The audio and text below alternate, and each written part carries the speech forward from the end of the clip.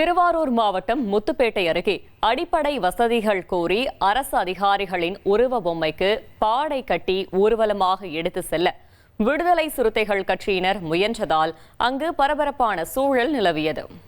திருவாரூர் மாவட்டம் திருத்துறைப்பூண்டி சட்டமன்ற தொகுதி ஆனா முத்துப்பேட்டை ஒன்றியத்தில ஊராட்சி ஒன்றியத்தில நடக்குது யாரத்த சிந்தும் போராட்டம். ஆனா 12 நாளாக ரத்தம் சிந்தும் போராட்டம். ஐயா ரத்த சிந்தும் போராட்டம் நடக்குதுயா.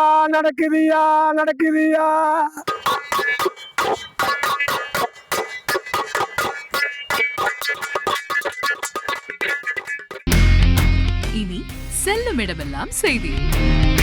தந்தி டிவியின் வாட்ஸ்அப் சேனலை ஃபாலோ பண்ணினா செல்ல இருக்கும் இடமெல்லாம் செய்தி.